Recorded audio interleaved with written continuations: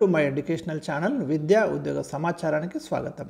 ఇవాళ video number 107 అండి. 107 video మీకు ఇస్తున్నాను. Daily GK and current affairs most important bullet questions మీకు అందిస్తున్నాను. మరి ఛానల్ని తప్పకుండా సబ్స్క్రైబ్ చేయండి, మీ మిత్రులకు రికమెండ్ చేయండి. ఛానల్ని మీరు కూడా తప్పకుండా వీడియోని లైక్ చేయండి. ఎక్కువ మందికి అయితే మన కంటెంట్ అనేది రీచ్ అవుతుంది. సో మరి ఇవాళ మనకి ఫస్ట్ క్వశ్చన్ వచ్చేసి వైఫై విస్తరించండి.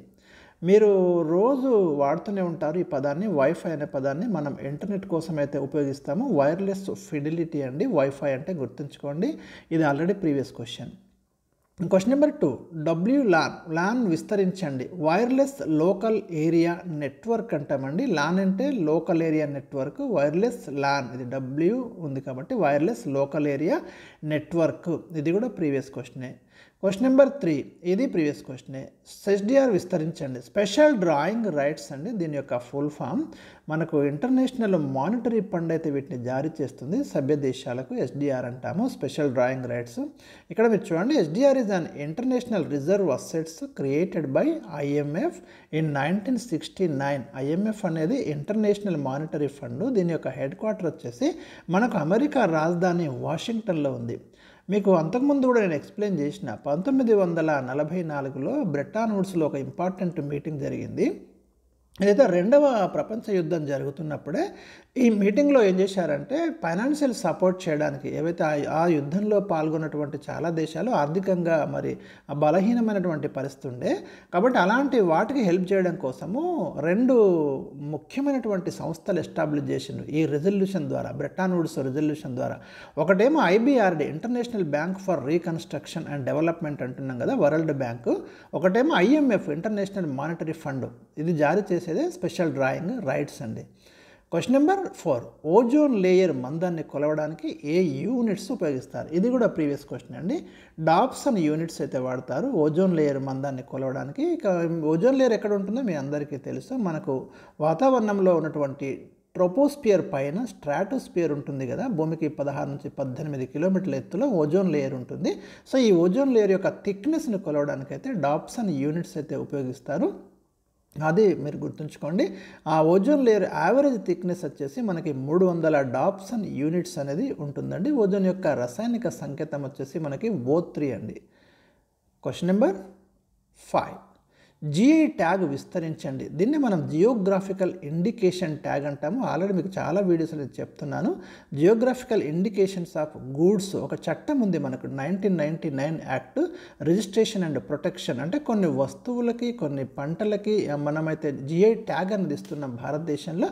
అట్లా మీకు ఈ చట్టం ప్రకారం అయితే దేనికైతే మనం జిఐ ట్యాగ్ అనేది ఇస్తున్నామో దాన్ని మరొకరైతే తయారు చేయకుండా, కాపీ చేయకుండా కొన్ని స్పెషల్ మనం ఏమంటామంటే కొన్ని రైట్స్ అయితే వాళ్ళకి సంక్రమిస్తాయి. సో దానికోసం అయితే ఇస్తాము. అదేవిధంగా అవి ప్రమోట్ అవుతాయి, అంతర్జాతీయంగా కూడా గుర్తింపు లభిస్తుంది, జాతీయంగా గుర్తింపు లభిస్తుంది జిఐ ట్యాగ్ అనేది మనకి లభిస్తే.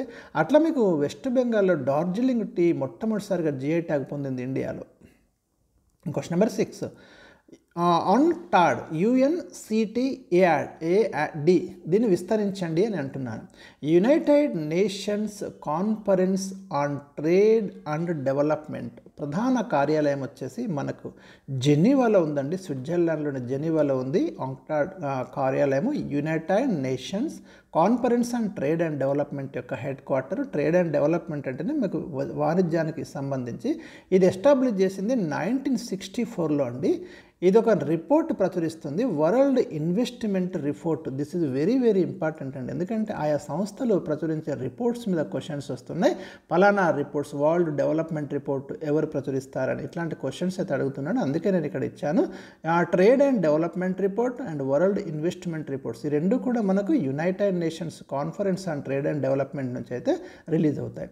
ఇక FATF అనేది మీరు చాలా సందర్భాల్లో విని ఉంటారు, financial action task force.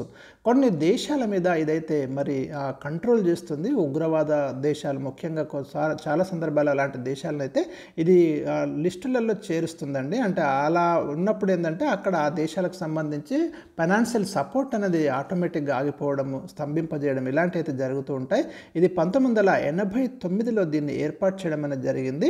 It is global money laundering and terrorist finance watch dog. ఎక్కడ మనీ లాండరింగ్ ఎక్కడ జరుగుతుంది, టెర్రరిస్ట్ యాక్టివిటీస్ ఎక్కడున్నాయి, అలాంటి చోట నిధుల్ని స్తంభింప చేయడము, అలాంటి అయితే ఇది ఆ గ్రే లిస్ట్లో చేర్చడం, ఇలాంటి పనులు అయితే చేస్తుంది. సో వెరీ ఇంపార్టెంట్ అండి. ఇది 1989లో మనకు ఎస్టాబ్లిష్ చేయబడింది. క్వశ్చన్ నెంబర్ 8, ఆసియా నోబెల్ బహుమతిగా ఏ అవార్డును పేర్కొంటారు? రామన్ మెగ్సాసే అవార్డును అయితే ఆసియా నోబెల్ బహుమతిగా కీర్తిస్తారు. ఇది 1957లో ఏర్పాటు చేయబడింది. ఫిలిప్పైన్స్ అధ్యక్షుడు రామన్ మెగ్సాసే పేరు మీదుగా ఈ అవార్డు అయితే ఇస్తున్నారు. Question number 9, international criminal court ప్రధాన కార్యాలయం ఎక్కడ కలదు? ద హేగ్లో ఉందండి ఇంటర్నేషనల్ క్రిమినల్ కోర్టు ప్రధాన కార్యాలయము. వెరీ ఇంపార్టెంట్, నెదర్లాండ్స్లోని ద హేగ్లో ఉంది. 2002లో దీన్ని అయితే ఏర్పాటు చేయడం జరిగింది. ఇది ఒక స్వతంత్ర కోర్టు అని మీరు గుర్తుంచుకోండి. ఇక మనకు international court of justice ICJ అని ఒకటి ఉంటుంది. ఈ రెండింటికి మీకు తేడా తెలియాలి. ఇదేమో ఈ ICJ official court of UNO. ఈ ఇంటర్నేషనల్ క్రిమినల్ కోర్ట్ అనేది ఒక స్వతంత్ర కోర్టు, గుర్తుంచుకోండి. దీని హెడ్ క్వార్టర్ కూడా హేగ్లోనే ఉంది. దీన్ని వరల్డ్ కోర్ట్ అని కూడా మనం పిలుస్తాం.